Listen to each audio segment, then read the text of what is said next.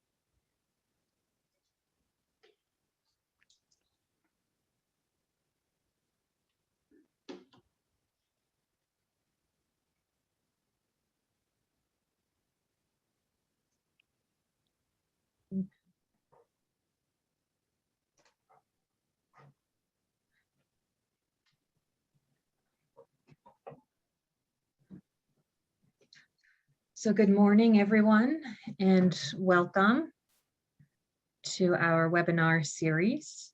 We're excited to have you here today for this opportunity of learning and sharing. My name is Leah Watkis. My pronouns are she and her. I am part of the Collaborative Network to End Exploitation, who has commissioned this webinar series today. As we get started, we wanted to open with land acknowledgement. So thanks to the internet, you are joining us from many places across Turtle Island and across the globe. But where I am situated is Tekaronto, which has been home to many nations since time immemorial. These include the Huron-Wendat and Petun First Nations, the Seneca and the Mississaugas of the Credit River. These nations were irrevocably harmed by the arrival of European settlers who have systematically tried to erase these Indigenous communities and their teachings. In our ongoing journey towards reconciliation, we are relearning the history of this country and this land, critically examining the ways we have benefited from systemic racism. We are committed to redressing these harms. That is an acknowledgement on behalf of the Collaborative Network to End Exploitation. So a couple of things that I wanted to start with. This is part one of a 6-part series. It's being commissioned by Collaborative Network to End Exploitation and has been funded by the Sisters of St. Joseph of Toronto. The presenters that we have asked to speak are representing their own views. You'll notice that you are muted for the presentation portion today, but we will be allowing you to turn on your microphones at the end when we have our Q&A session, and you are invited to use the chat box to communicate and ask questions. We are recording, so just be aware of that if you do decide to turn your camera on or unmute yourself to ask a question, that this will be recorded for later. And we do have captions available. So this icon appears at the bottom of your Zoom screen. And if you click on that, you can turn captions on. So Do No Harm is a 6-part webinar series that will be exploring and casting light on some of the ways that anti-human trafficking work has sometimes caused harm, both to trafficked persons as well as to other targeted communities who are affected by anti-trafficking work. So today is part 1 of our series, Anti-Oppression and Human Trafficking Work. If you have not registered for the entire series, you can go to our Eventbrite page and see all of the details there of our upcoming sessions, the dates, the times, and how to register. Finally, as we get started, we want to make it clear that our speakers are going to be assuming that you are already familiar with the topic of human trafficking and anti-human trafficking work and what that entails. This is not a human trafficking 101 presentation. We're going to be jumping right in. We are assuming that you are here with good intentions, and we really welcome your presence and participation, and we're excited that you want to learn more. But we also are presenting with the understanding that discomfort is a part of growth. So here we have a cartoon of two characters. One is called growth and one is called comfort. And growth says, this is just not going to work out. So expect to be challenged today. Expect to feel a bit uncomfortable at times. That is our purpose. And we're really hoping that you will do some more research after this intro and unpack a little bit of where that discomfort may be coming from and reassess the way that you are approaching this. So that being said, today we are very pleased to be bringing you two incredible presenters who have lots of experience working in this field. We have Dr. Sue Wilson, who is the Director of the Office for Systemic Justice for the Federation of the Sisters of St. Joseph in Canada. And then we will be hearing from Shelley Gilbert, who's the Coordinator of Social Work Services with Legal Assistance of Windsor. Both have many, many years of experience in this field, and they'll be saying more about that.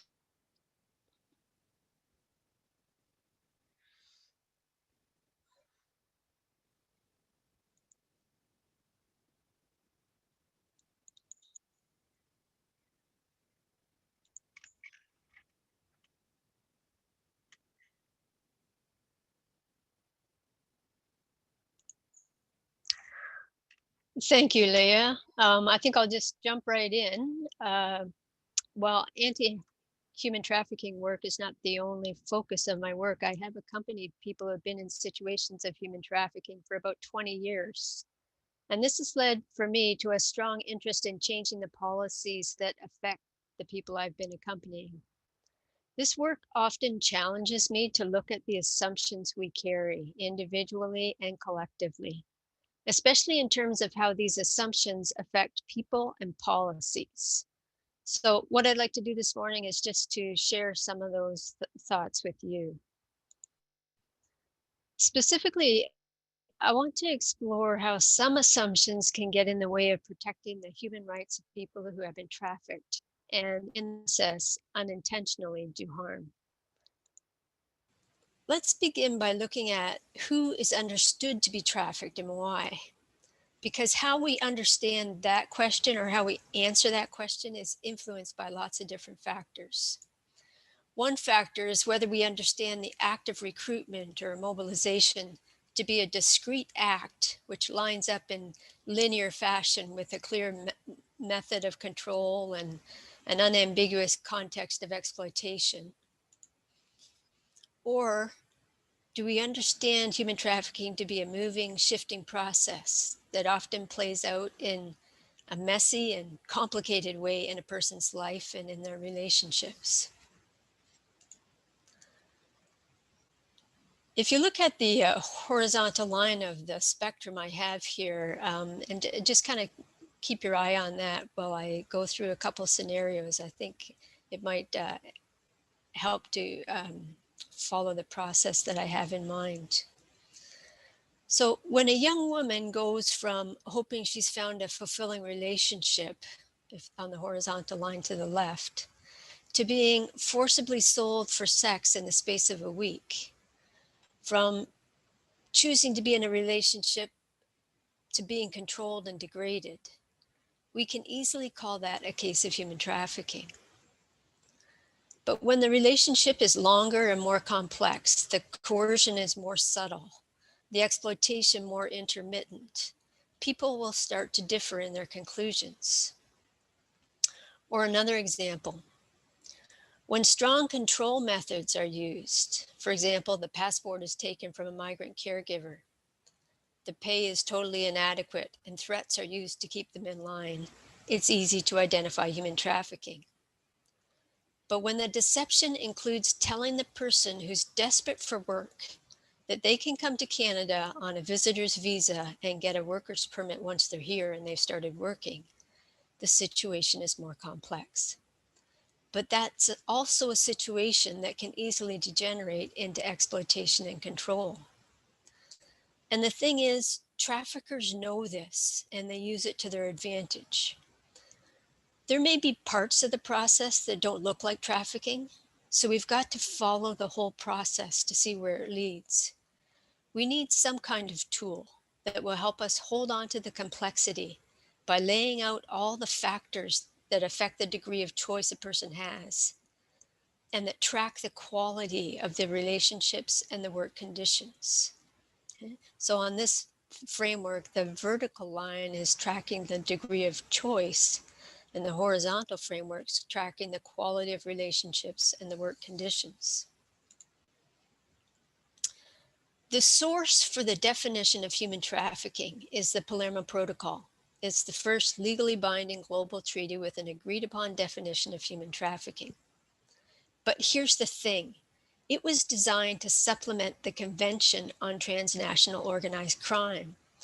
And so, of course, it's much more focused on countering crime than on protecting the human rights of persons who have been trafficked. I'm guessing you're familiar with this definition of human trafficking. It became the lens through which Canadian policymakers looked through when they were developing their approach to the issue of human trafficking. As a result, Canada has approached the issue of human trafficking primarily as an issue of criminality and given precedence to law and order approaches. So why does this matter? Let me offer 3 quick points. This law and order approach creates a context where trafficked persons often need to deal with police or border security at some point.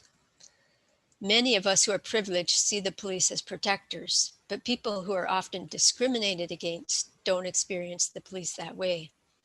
And that's something I've often heard from migrant workers who are without documents, from sex trade workers, and Indigenous persons.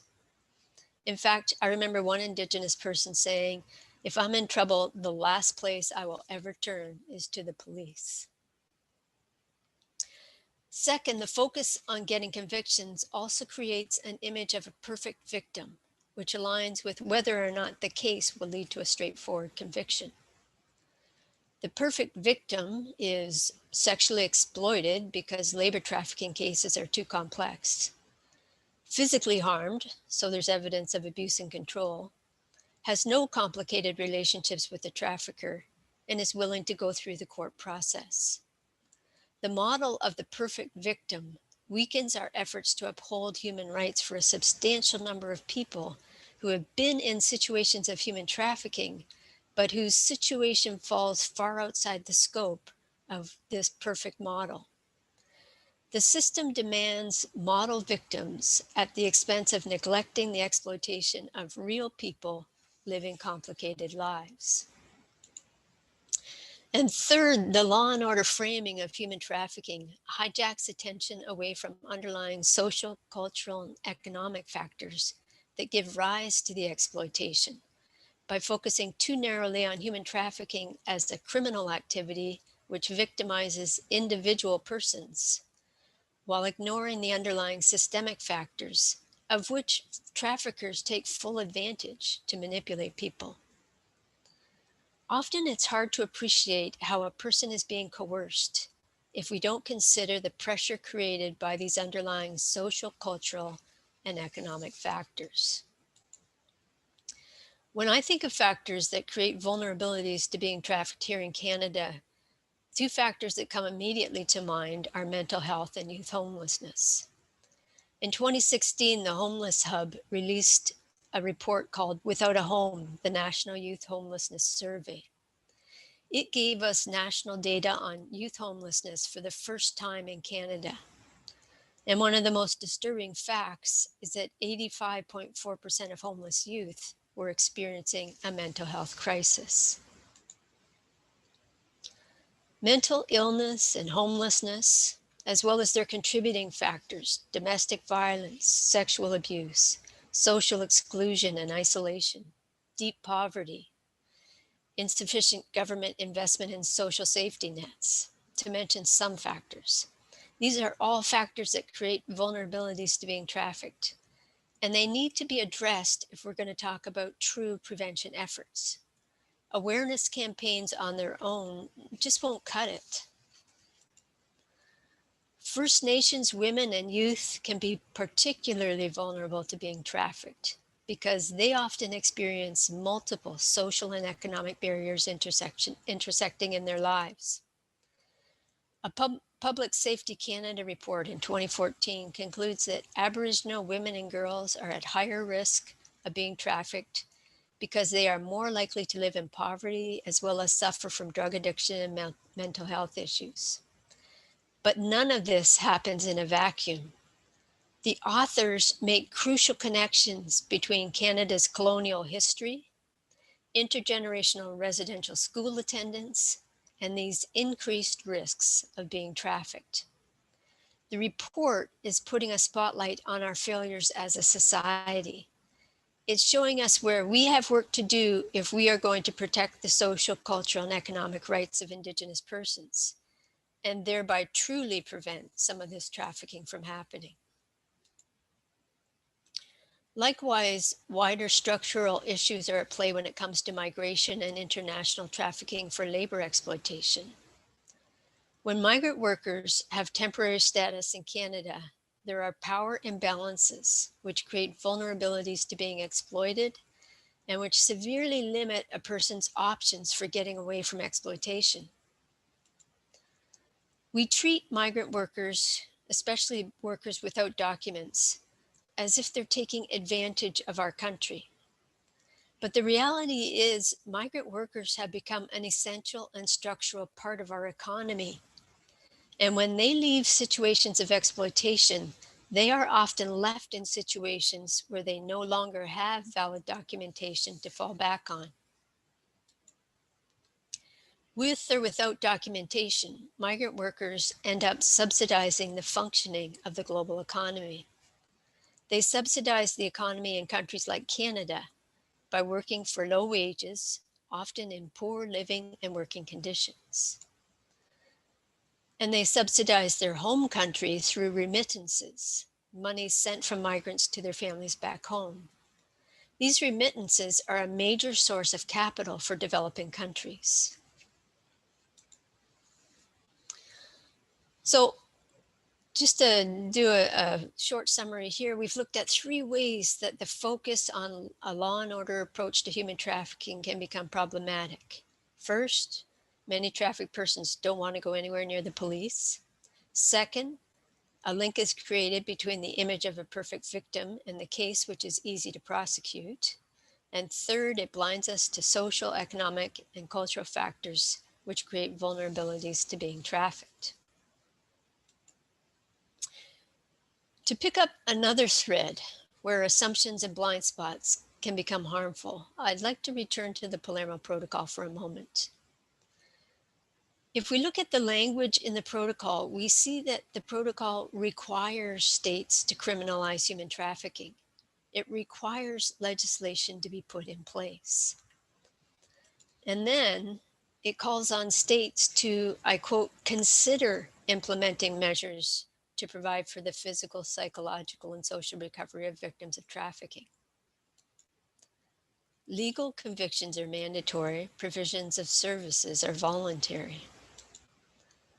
And then there's a lot of mushy, soft language when it comes to addressing the root causes of human trafficking or protecting human rights of a person who's been trafficked.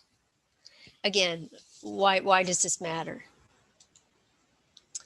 If there had been a strong mandate to protect human rights and to do no harm, we might see, for example, more of a focus on safety and health standards to protect sex workers. Or Canada might have mandated to might have been mandated to examine how its temporary foreign worker program facilitates exploitation of migrant workers by tying workers to one specific employer. Similarly, a focus on preventing human trafficking would indicate the need for Canada to offer permanent residence to migrant workers upon arrival, since any other status leaves them vulnerable to exploitation. Furthermore, the full title of the protocol is the Protocol to Prevent, Suppress, and Punish Trafficking in Persons, especially women and children. By emphasizing the place of women and children as victims of human trafficking, the protocol has led to unexamined assumptions that human trafficking is primarily about sexually exploited women and children, to the detriment of males who are sexually exploited, as well as people who are trafficked for labor exploitation. Without a doubt, trafficking for the purpose of sexual exploitation has been the main focus and target of anti-trafficking laws, policies, interventions, and campaigns. The bottom line is that people who are harmed by human trafficking for the purpose of labor exploitation are treated as second-class concerns, and that breaks the principle of do no harm. So how does this doing harm play out? Consider these two different approaches to trafficked persons. Police or one of their outreach workers might visit a sex worker 6 different times, offering a way out before the person is finally ready to leave. Still, they're considered trafficked, and rightly so. But if a migrant worker is physically able to leave a situation of exploitation, they're considered to be staying in the situation by choice. The protection of human rights often depends upon being recognized as a person who has been trafficked. And the skewed perspective applied to the identification of trafficked persons has prevented too many people from leaving situations of exploitation and attaining justice. And finally, I'd like to dig a little deeper into the issue of difference and doing harm. It's important to acknowledge that the experiences of people in the sex trade are not monolithic. They're as varied as the number of people. Some of it is a function of the intersectionality of oppressions. A poor, racialized woman with mental illness who is manipulated into doing sex work is likely to have very different experiences than a white university graduate who works as a high-end escort on her own terms. Some of it is situational. Sex workers with pimps frequently experience brutality and exploitation. Others work on their own terms and have better control over their work environment. And some of it is a function of how one internalizes one's experiences. Some women experience sex work as a job, like any other job with risks. Others see it as a violation of their bodily integrity and dignity, and many others are somewhere in between. It seems to me that first and foremost, a human rights approach acknowledges and accepts this diversity. In recent years, I've heard several different women in sex work talk about how they never experienced having the power to say no to sex until they became a sex worker. They were taught by other sex workers to establish no-goes with clients before they got started, and they found it worked. It was very different from other experiences of sexual abuse that they had had before then. One woman, Tina, said 2 things that I find particularly important from a human rights perspective. She said, first, I always found prostitution to be a dirty word. People view prostitutes as less than average people. And second, Tina said, it's a form of violence to not believe our words when we say we find something about sex work affirming, or to twist our words to fit someone else's agenda. She said the violence against women's sector needs to make room for all women's experiences to be considered valid. So that's one perspective. That's Tina's perspective.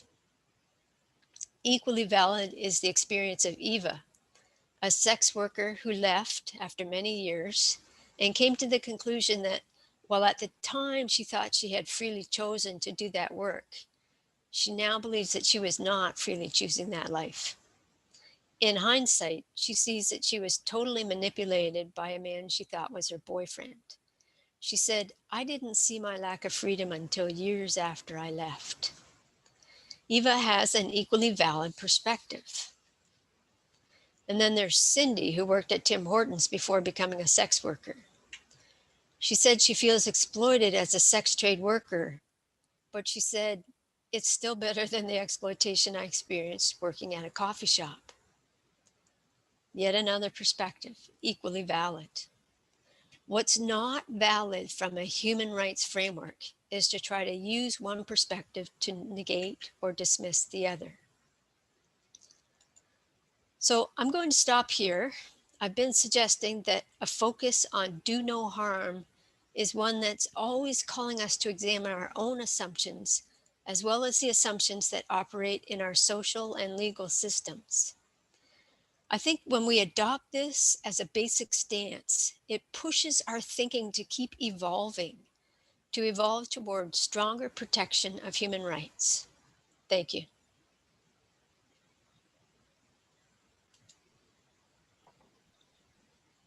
Thank you so much, Sue, for that wonderful presentation and for reminding us all of the importance of validating all of these different experiences that people have.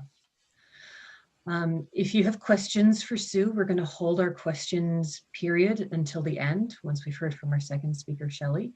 But if you have questions and you want to put them in the chat box right now, I'll save them and we'll come back to them later in the presentation.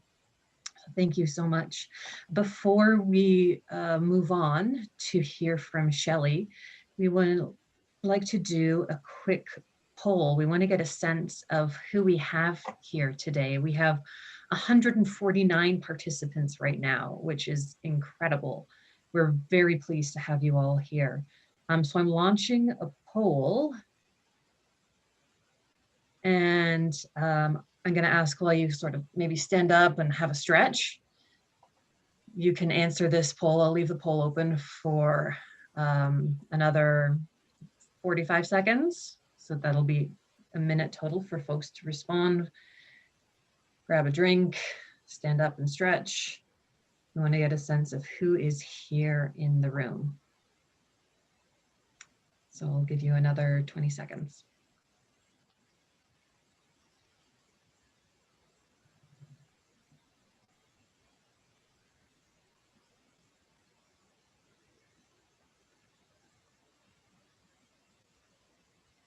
Okay, thank you. 120 of you participated, so at least 120 of you are paying close enough attention, which is great. So I'm going to share the results so everyone can see.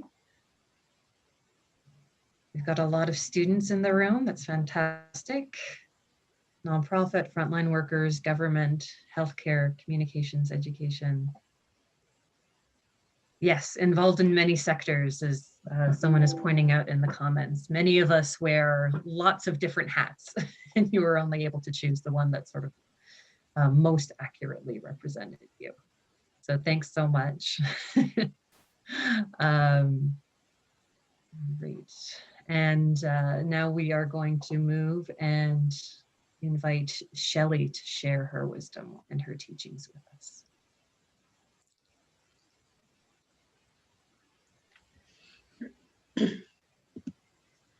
Hi, everyone. Thank you for having me here today.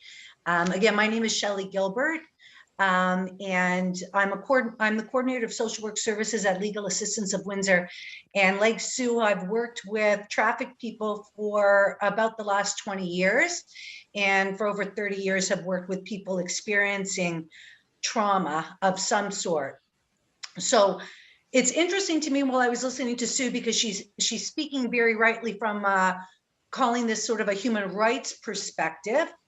And I've sort of rooted this presentation in what I'm calling a trauma-informed practice perspective. So we're sort of going from a wider perspective and hopefully drilling down a little bit deeper into how we can operationalize a human rights perspective, operationalize a trauma-informed practice perspective in working with people experiencing trauma and specifically trafficking. I'm also coming from a place, I'm going to ask, yeah, thanks, Varka. Varka's going to do my slides for me because I'm really bad at it. So I'm also coming from a place, really a belief that most of us, my clients, my colleagues, my friends, have experienced some level of trauma. When we think about the prevalence of trauma in society, we can't, what I think many of us are doing is ignore trauma in our society.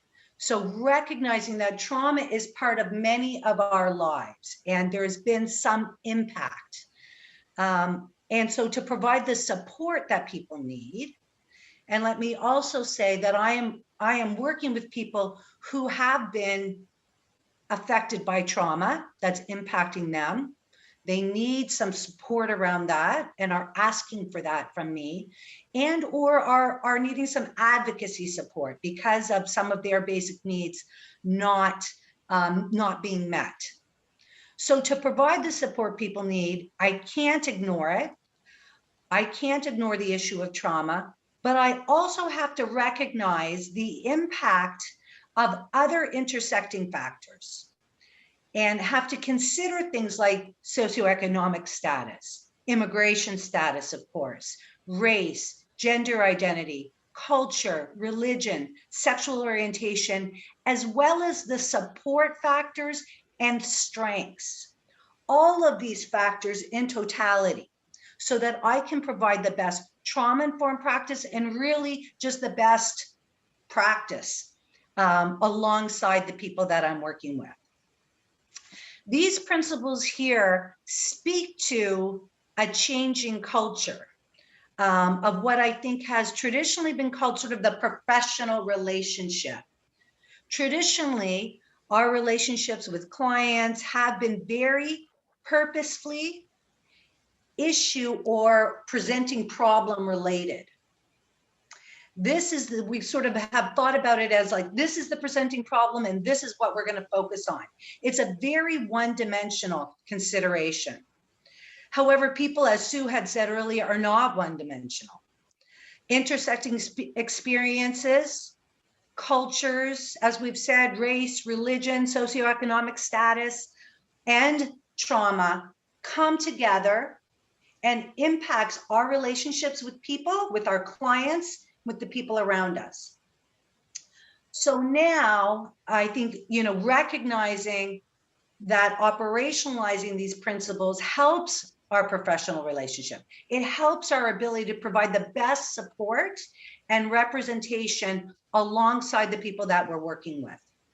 What we've seen is that when these sort of practice principles are employed well, people are willing and they are able to participate in a process, whether that's a legal process, whether that's a psychosocial process, an advocacy process. When these principles are combined with good case analysis, with good practice skills as well. Thank you, Varka. So I've had the privilege of working with many, many different disciplines. The clinic that I work with is an interdisciplinary clinic and had the opportunity of working with law enforcement and different professionals, medical professionals, really across the province and the country. So I recognize as we're talking about these principles that not everyone is going to do all of these things. It really depends on your role. So a police officer, for instance, in an interview during an investigation is not necessarily going to teach skills related to recognizing triggers, but they might be able to employ some of these, and all of us can employ different things at different times in our relationships with people. For instance, an officer may want to consider the strategies that people have used to survive the experience that they're being interviewed about, to survive and to cope with what has been happening to them. If you are doing the ongoing clinical supports, you will discuss what your person has done with the symptoms of their trauma, how they have been managing that, what strategies they've used to manage that.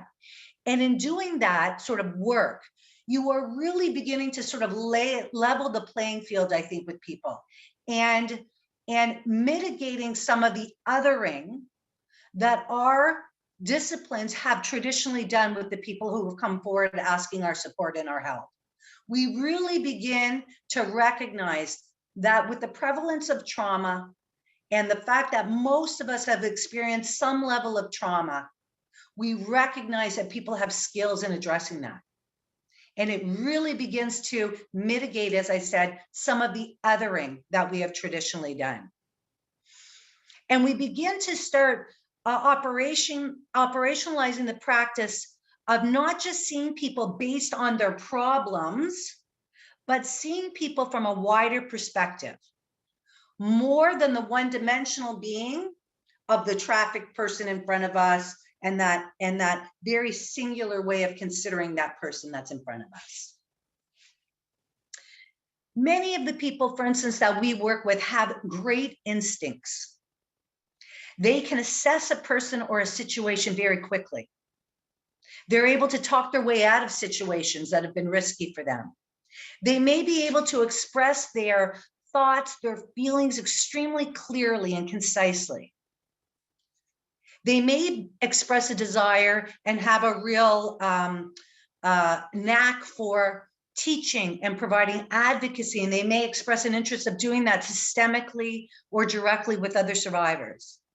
And these are the types of strengths that have likely been minimized by many service providers in their lives, by perhaps friends and relatives as well. But again, these are the strengths that help and the principles that help level the playing field as we work with people. Thank you, Varka. So as we look at sort of providing opportunity and collaboration, regardless of a role, we want to recognize that people may need help and support in other areas, and ask or discuss with the person in front of us what they may need to do. We tend to be very focused. Again, if we are very focused on the problem, we are missing other pieces of this person and their lives. And we might, in that circumstance, have an honest conversation about what are the priorities for that individual?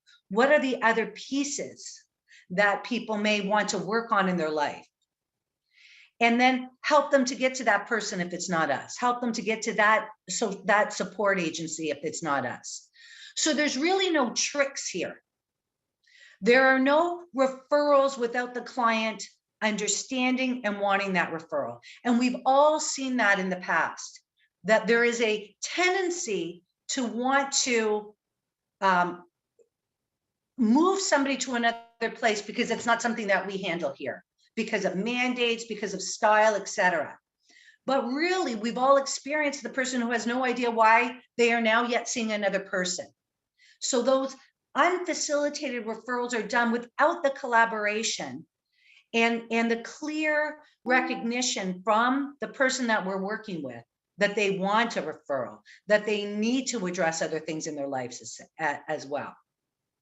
So we can all sort of open that door, I think, and have some really honest communication with the people that we're working with. I often say things like, I feel like you have a whole bunch of stuff going around here, happening in your life and going around in your head. Is this something that you want some help dealing with? And then the client and I can have an honest sort of communication about what they want to do about that. Sometimes people can say, I can't deal with anything else right now. This is the thing I have to deal with right now. Other times people say, yes, at some point I want to deal with that. But this is a decision that we're making together and not on behalf of that person. It's not my decision. It's our decision around how people want to move forward. It's ultimately my client's decision about how they want to move forward. We really have colliding factors when we're considering principles of choice, collaboration, and connection. First, we're also working with individuals who have often had very little choice in the systems they've been involved in. Many of the people that I'm working with have had very little choice in, for instance, government programs. When we think about, Ontario Works, when we think about disability, when we think about social housing, when we think about immigration, they've had very little control or choice in family relationships, perhaps growing up, intimate partner relationships, and certainly in exploitive relationships. Very few choices have been able to be made.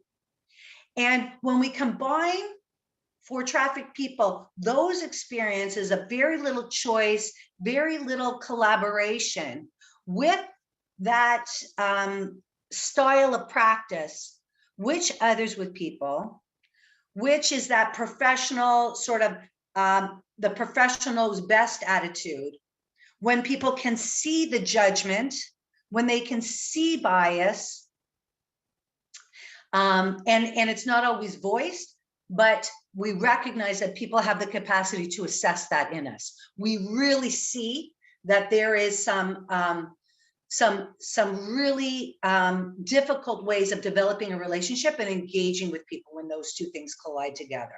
So it really talks about us recognizing our own biases here and recognizing our own judgments and really thinking about our person in totality, thinking about what is my role in leveling the playing field here for people who have historically felt very othered and alienated and marginalized. And the reality is, I may not love the decisions many people make in my life. I don't always love the decisions my friends make, or my kids make, or my colleagues make, or my clients make. But if I fostered the principles here that we're talking about, I can also voice my concerns. And my clients know, I hope,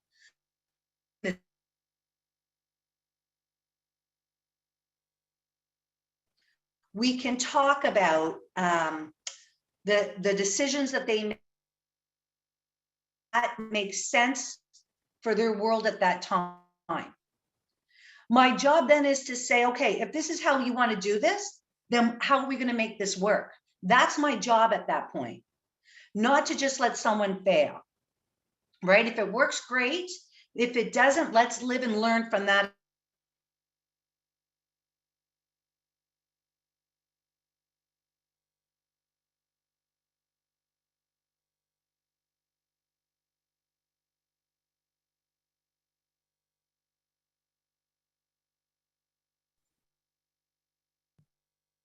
Shelley?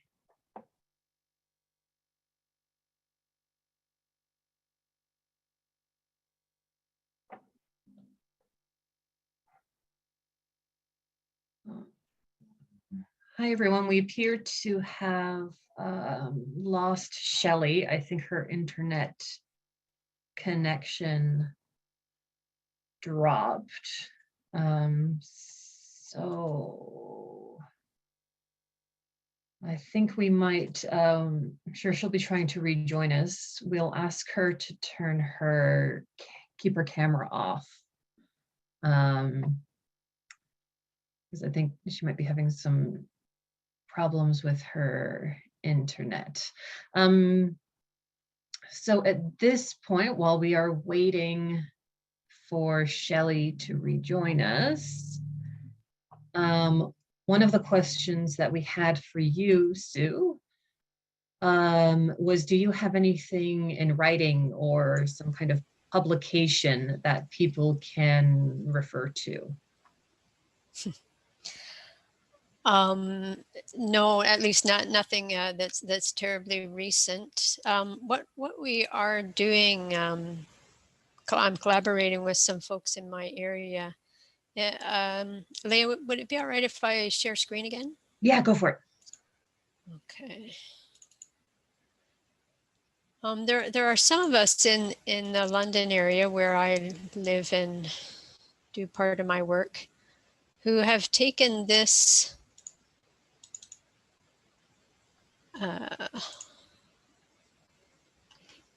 let's see. Now I'm frozen. Okay. All right. Okay, who have taken this spectrum here.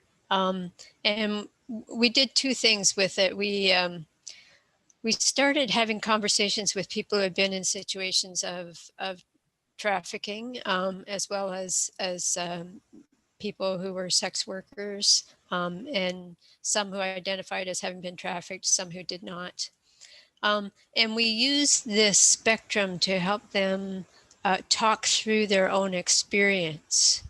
And I found it quite interesting how, for the most part, people found that process helpful in the sense of coming to new understandings of their own experience. So what we're trying to do in this spectrum is, as I said, the vertical line tries to look at factors that affect choice. I'm going to switch to another slide here if I can. Yeah. So this is just the vertical line separated. And what you see here, and in the top two, well, the top one is just kind of if we all live these wonderful ideal lives, that's where we'd be on that top box. I'm not sure that any of us lives there. If we do, it's not for more than a few minutes. And then we start to get to, as we go down the line here, to the factors that affect choice that are kind of indirect factors, such as the situation in which we live, the poverty, could be racial discrimination, gender discrimination, if there's lots of unemployment in our area. And these indirect factors, again, as I said earlier, they are factors that traffickers use to their advantage to start to manipulate people. As well as the next category, which is, when someone has all kinds of responsibilities and challenges, whether they are mental health challenges, developmental challenges, or children for whom they're responsible.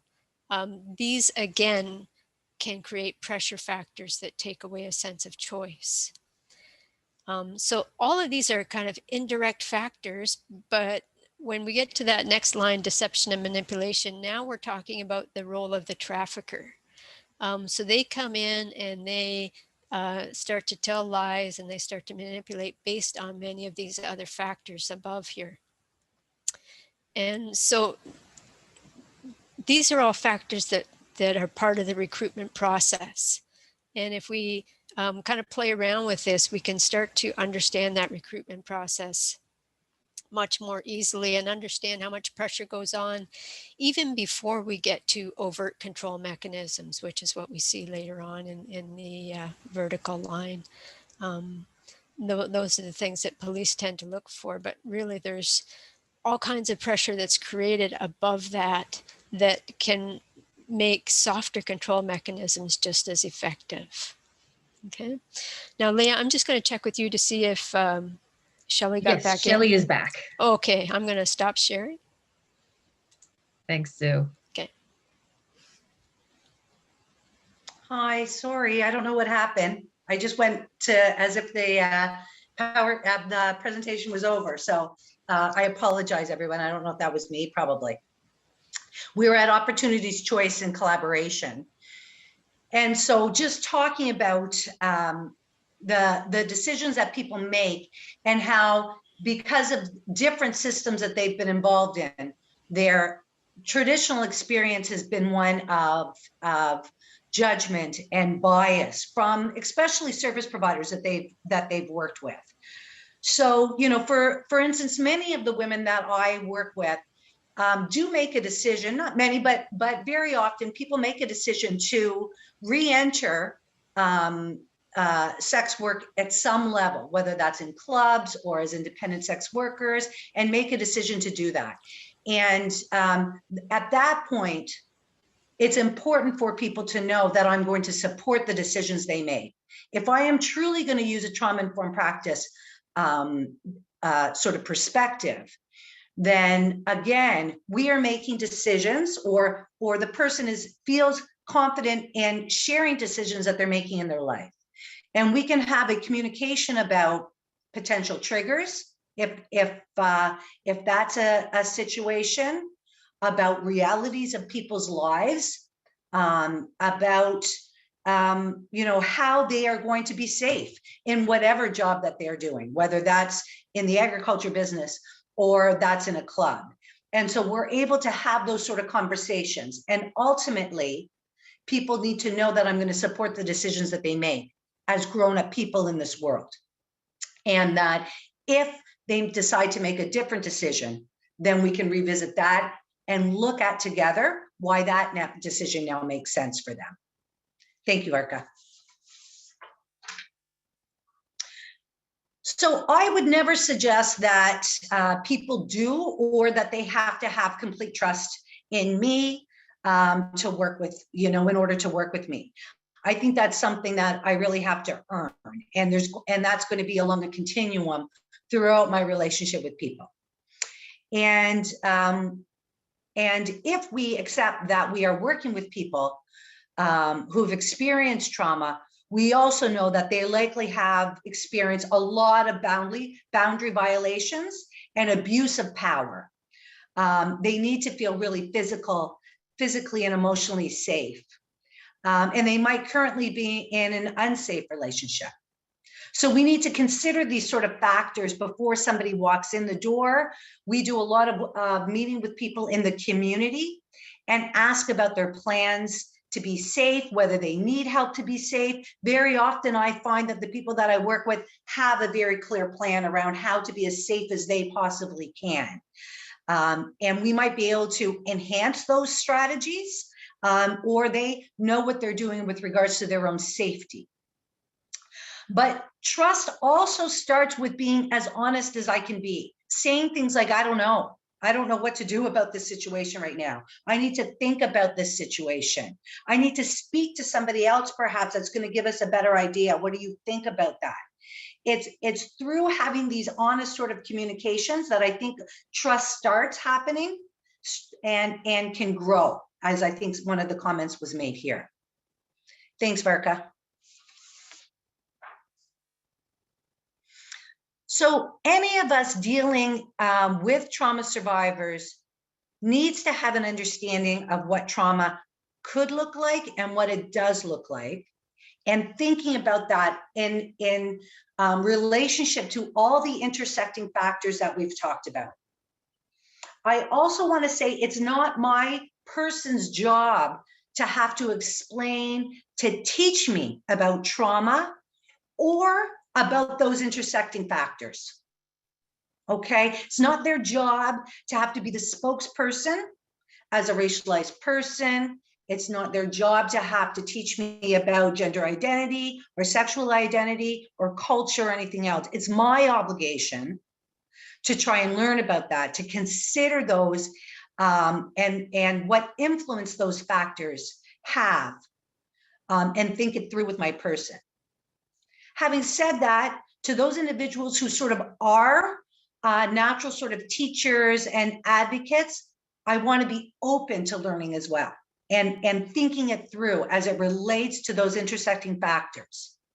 I want to recognize the expertise of people with lived experience and really utilize that expertise in the direct service and ultimately in the systemic advocacy that we're doing on this issue.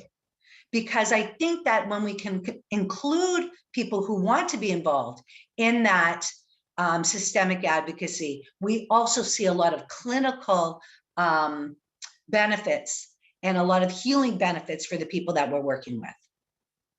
So working within these principles, I hope will provide people the chance to discuss what they've been through and feel they can do that as a fully formed, multi-dimensional person, not as a problem, not as a screw up, but as a person who's had experiences that have included the trauma as well as those other experiences as well that make up their personal and individual sense of the world and view of the world.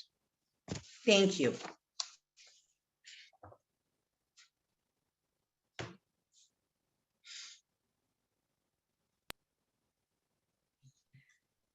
Thank you so much, Shelley. I'm really glad that you were able to reconnect so that we could hear the rest of your presentation, because so much to share with us. I've been trying to monitor the chat box to see what questions are coming up. I'm now allowing folks to unmute themselves. If you want to raise your hand and ask a question, you can do so.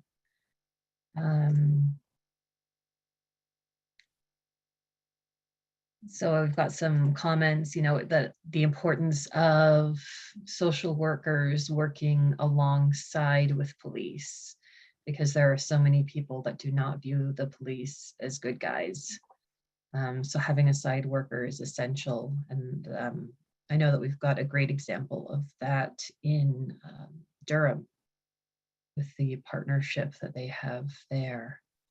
Do we have other questions? One person has asked, who are the champions for anti-human trafficking?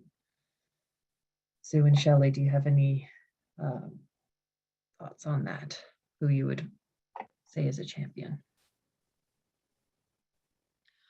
Well, I think there's champions right across the country of people who are working with specific groups of individuals or sort of many different groups of individuals experiencing trafficking. So, you know, I think that every community, you know, could have a look at who are the champions in our own community.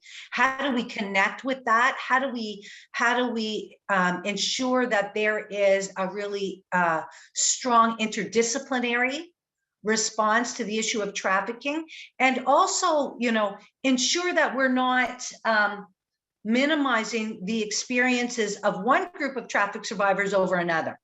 So, you know, I really want us to expand our thinking beyond domestic, and Sue did a great job of articulating this today, beyond domestic sex trafficking survivors.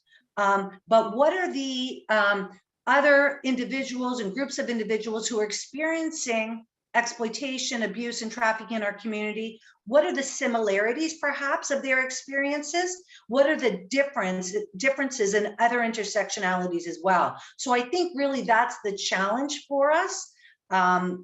There's been a strong focus on domestic sex trafficking, and for lots of good reasons, but there are groups then being, again, othered in that process that I really want us to consider. Yeah, I would just add a little bit to that. I agree with Shelley, and I think in every community there are champions in the violence against women sector, and there are champions among groups that are working with migrant workers. And I think the weakness in our approach to human trafficking these days is that those two groups rarely, if ever, collaborate. And I think we would have a much deeper and a more effective approach to human trafficking if there was more collaboration going on there. Absolutely. There's a question about MET men, M-E-T men. Are these men pretending to be clients? That's not a term I'm familiar with. Do either of you know? I'm not familiar with that group, sorry. Me either. No, okay, maybe scroll back up. If you're the person who made that comment, Linda, would you like to unmute yourself and say a bit more?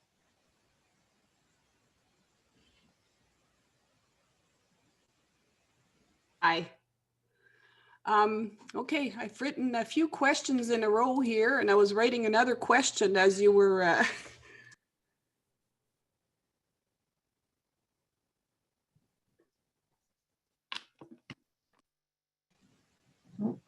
Oh, can you hear me? Hello? Yes. Now we can. Yep. Okay, so I know I've written, I don't know if you've noticed, but I've written a few questions, and I was in the middle of writing one when you just asked this question. So what was it that you wanted me to elaborate on? You asked a question about MET, M-E-T. Oh yes. Earlier I wrote down it was in the chat, and it was MET. They're capital letters, hyphen, men ending trafficking. And I'm wondering how that looks like. Is that, I guess I'm going to look it up on the internet, but if anyone knows how to answer that question, I think it's very interesting that men are getting involved. Yeah, I actually answered Linda's question there. My name's Cindy. Men Ending Trafficking is a group of men that sort of grew out of, I don't know if anybody has heard of John Castles. He's with SIM Canada. He does anti-human sex trafficking work. And Men Ending Trafficking is a nonprofit that grew out of his organization. They provide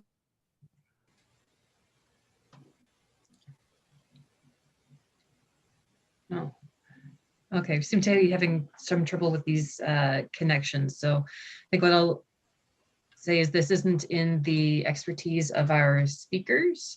So I'd encourage folks to maybe go and do their own research there. And Cindy, if you want to say something else in the chat box or maybe point folks to additional resources, you can do so there. One of the other questions we had was, are there recommended trainings for frontline workers or those in a role of support? Oh, well, I think this webinar series you're putting on, I think this webinar series you're working on, it will be great training. Certainly if people are looking for more initial training, there are programs connected with government websites, including the Ontario government website.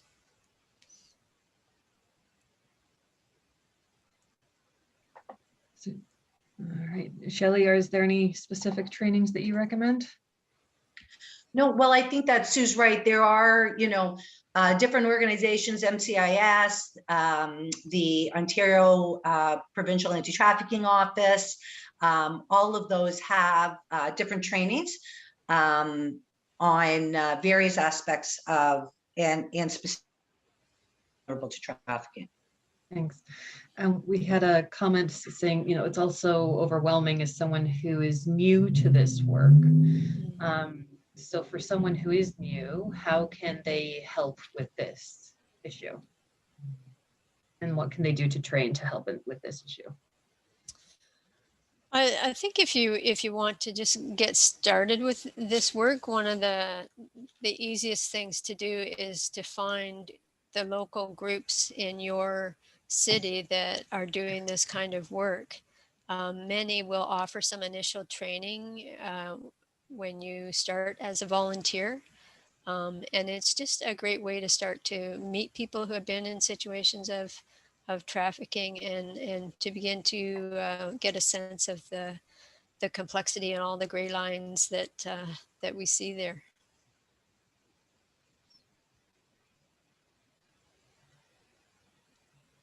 Shelley, do you want to add anything?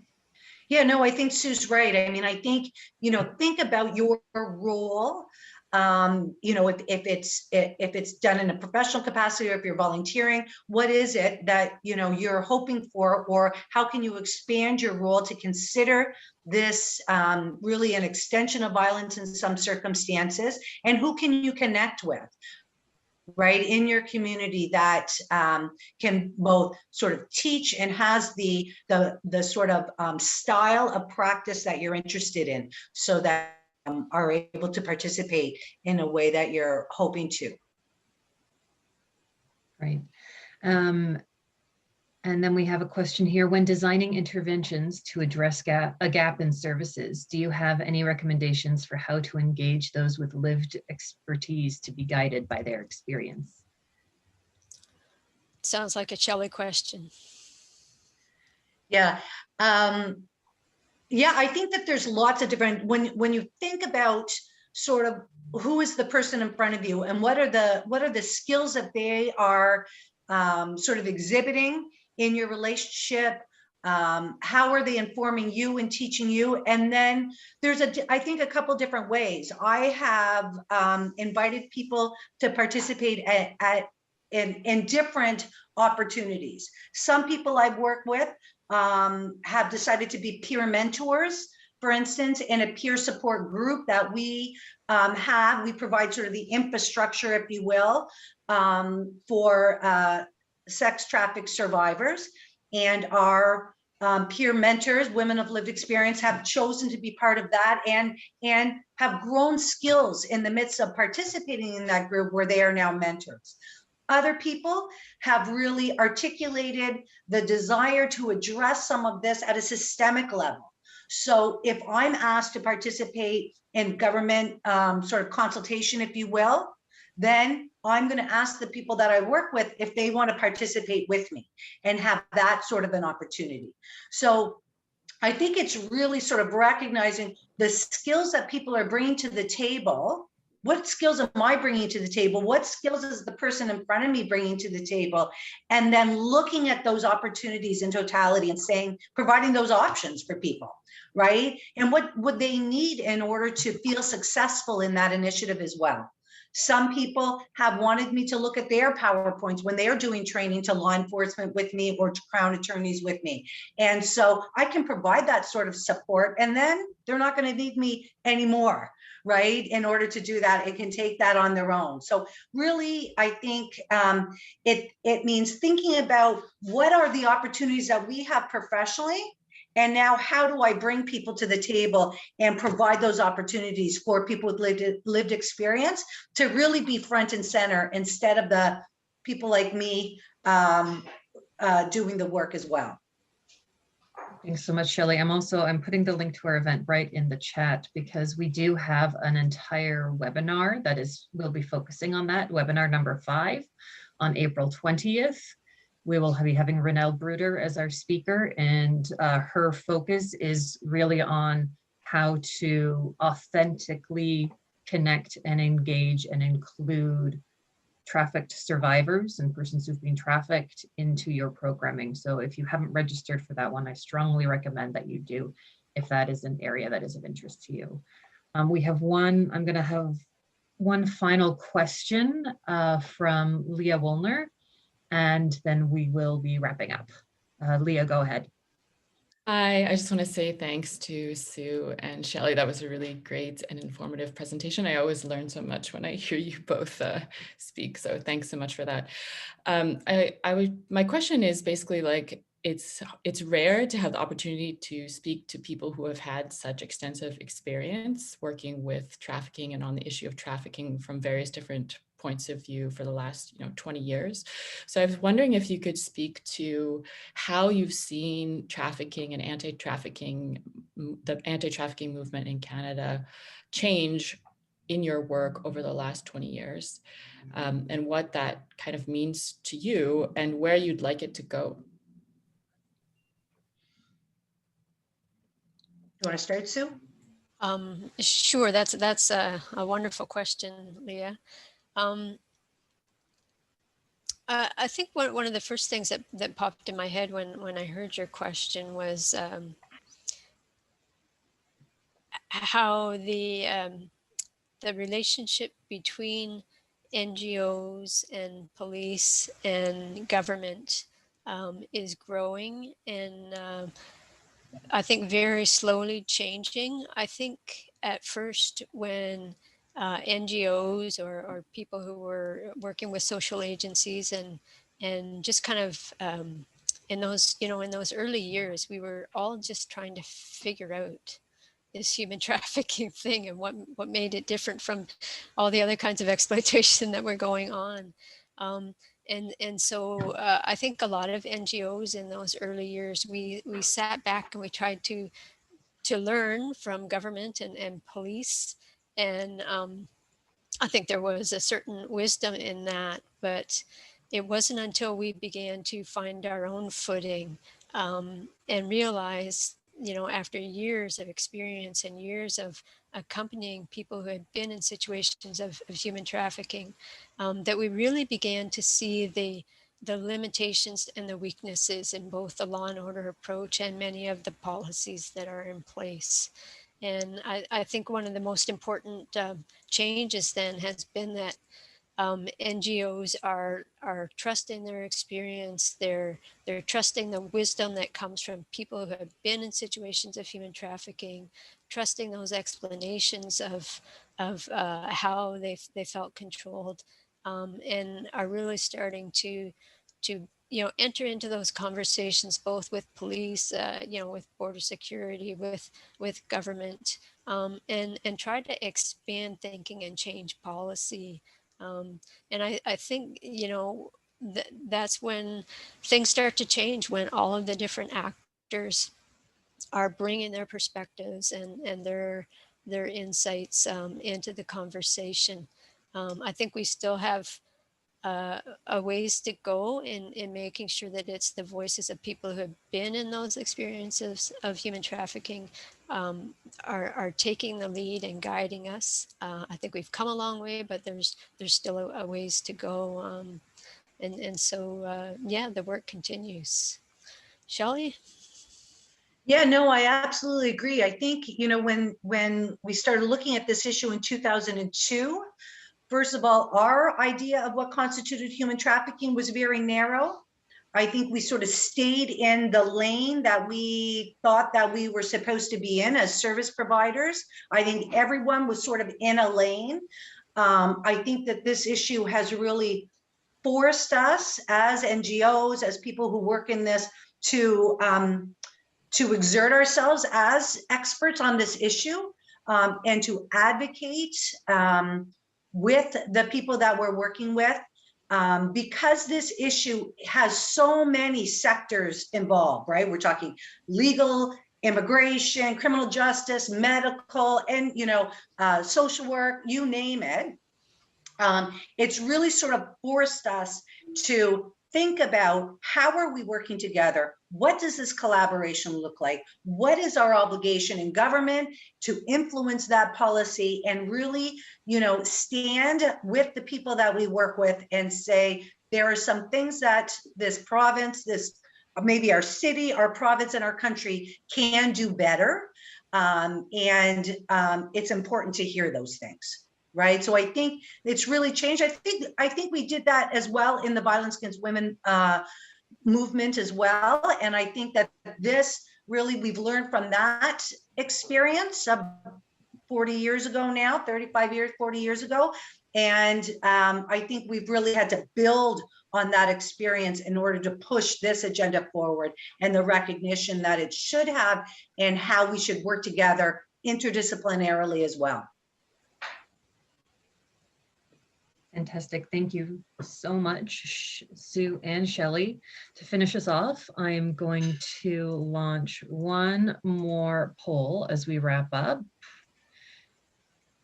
And the question is, did you learn something new today that will change the way you do anti-human trafficking work?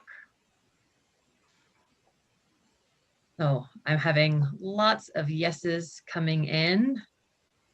So the majority of folks are saying yes. We've got 99% saying yes. So I think overwhelmingly everyone who came here today has learned something new. So we thank you very much for your time. This presentation was recorded, and we will be making that available to folks afterwards. So you'll be able to go back and re-listen if you missed anything, or share with friends and colleagues. So thank you so, so much for your time, your teachings, your wisdom, and your expertise. Have a great rest of your day, everyone. And thank you everyone who joined and participated and came here to learn. Thank you. Bye.